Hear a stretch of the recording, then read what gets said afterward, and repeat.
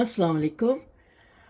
आप लोग खैरियत से होंगे इंशाअल्लाह। उम्मीद है कि सब खैर खैरियत होगी। बारिशें और ये सब पाकिस्तान में, इंडिया में हर जगह बारिशें हो रही हैं, तो अल्लाह मियाँ आप सबको अपने हिफ्ज़ अमान में रखे, नागानी आफतों से बचाए। आमीन आमीन।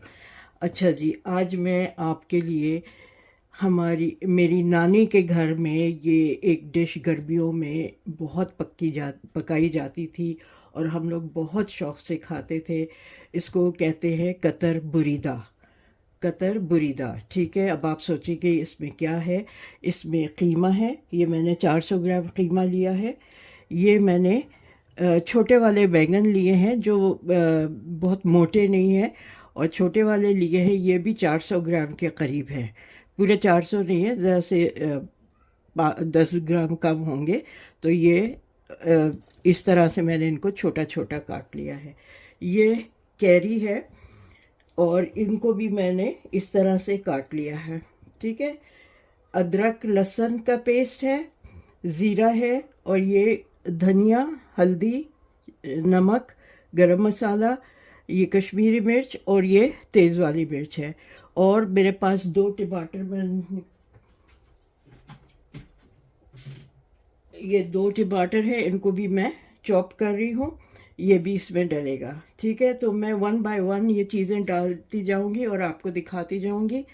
तो उम्मीद है आपको मेरी ये वाली डिश पसंद आएगी। आज मुझे अपनी नानी बहुत याद आ रही हैं। उनके घर हमेशा हम लोग बहुत शौक़ से ये खाया करते थे, क्योंकि सिर्फ हमारी ननिहाल में हमने ये वाली डिश खाई थी, ठीक है।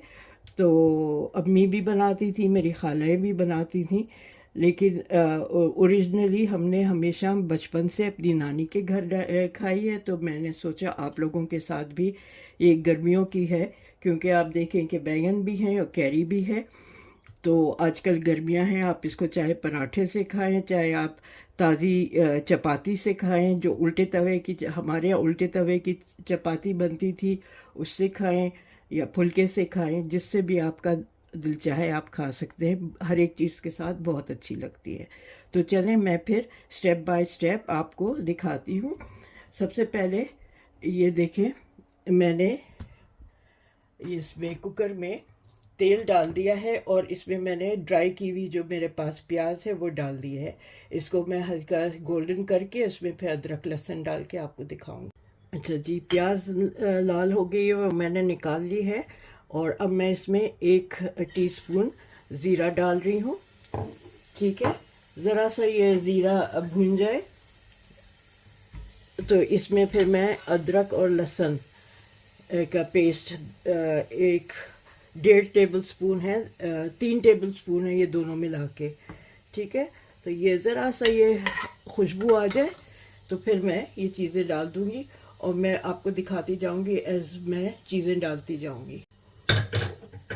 ये अदरक का पेस्ट, ठीक है, ये लहसुन का पेस्ट, इसको भूनती हूँ, फिर मसाले डालूँगी। ये मसाले डाल रही हूँ और ये मसाला डाल के सब भूनूँगी। ये देखें, ये मसाला भून गया है, खुशबू आ रही है। अब मैं इसमें ये कीमा डाल के भून रही हूँ, ठीक है। जैसे ये कीमा भून जाएगा तो फिर मैं इसमें टमाटर डालूँगी, ठीक है। ओके जी, ये कीमा भून गया है। मैं इसमें एक बड़ा टमाटर चॉप करके ये डाल रही हूँ और फिर मैं इसको प्रेशर में रख दूँगी 15 मिनट के लिए। ये बीफ का कीमा है तो इसलिए ज़रा टाइम लेगा, तो 15 से 20 मिनट के लिए मैं इसको रख दूँगी प्रेशर लगा के, ठीक है। पानी मैं इसमें ज़्यादा नहीं डालूँगी क्योंकि टमाटर पानी छोड़ेगा, तो इसलिए पानी बहुत कम डालूँगी।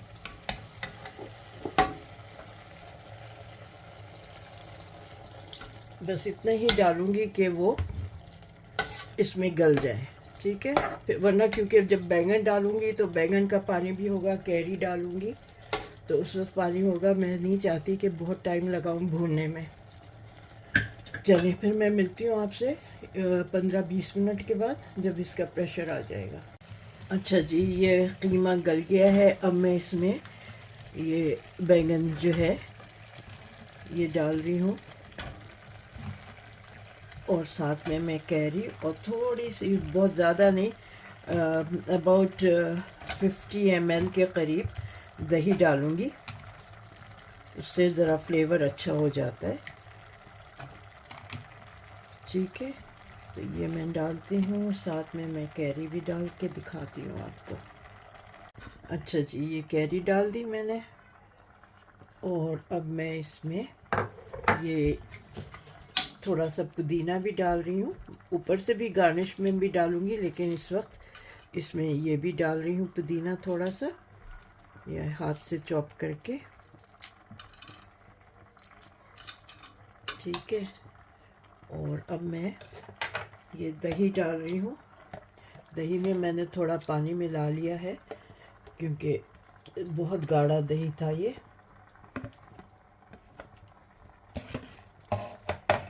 ठीक है, अब मैं इसको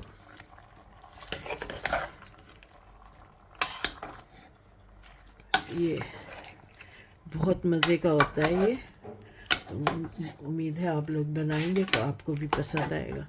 चलिए, मैं इसको 5 से 8 मिनट के लिए प्रेशर लगा देती हूँ, क्योंकि ये बैंगन बिल्कुल अच्छी तरह गल जाने चाहिए।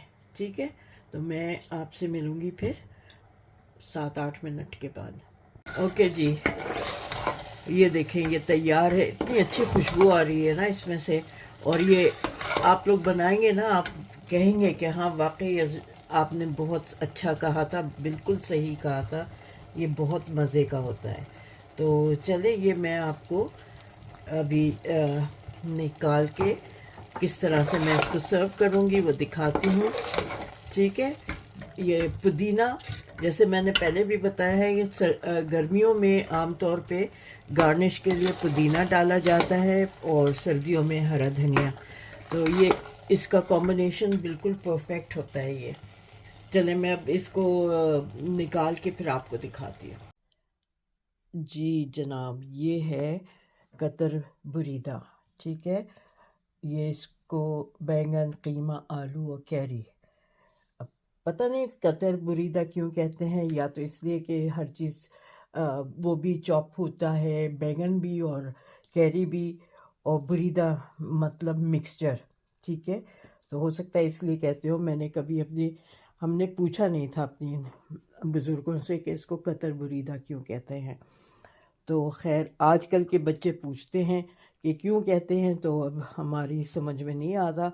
यही समझ में आया है कि कतर मतलब काटना, और बुरीदा मिक्सचर। ठीक है, तो उम्मीद है आपको मेरी ये रेसिपी पसंद आएगी। आपने पूरा देखा, बहुत सिंपल, बहुत इजी है पकाना, बहुत ज़्यादा मसाले जात नहीं है इसमें, बहुत मज़े की है ये। आप चाहे इसको नान के साथ, चाहे ये मेरे पास खुब्स है, ये खुब्स के साथ खाएं, या ताज़ी ताज़ी वो जो होती है घर के फुलके, वो उससे खाएं। It's up to you. चटनी की वैसे ज़रूरत तो नहीं है, क्योंकि इसमें कैरी की खटास भी है कीमे में, लेकिन फिर भी मैंने चटनी ये रखी है, ये ग्रीन चटनी है, और ये दही के साथ वाली चटनी है। तो उम्मीद है आपको मेरी ये वाली रेसिपी भी पसंद आएगी। आप मुझे फ़ीडबैक ज़रूर दीजिएगा कि आपको ये कैसी लगी है रेसिपी। और जब तक कि मैं दूसरा कोई रेसिपी लेकर आऊँ आपके लिए, आप अपना ख्याल रखें, look after yourself, take care. और हमेशा की तरह आपसे रिक्वेस्ट है कि प्लीज़ मेरे चैनल को सब्सक्राइब करें, शेयर करें, लाइक करें, और मुझे फ़ीडबैक ज़रूर दें कि आपको कैसा लगता है मेरा ये चैनल, और मेरी रेसिपीज़ आपको कैसी लगती हैं, मुझे ज़रूर बताइएगा। ठीक है, मिलते हैं फिर एक और रेसिपी के साथ जल्दी। जब तक के लिए अल्लाह हाफ़िज़।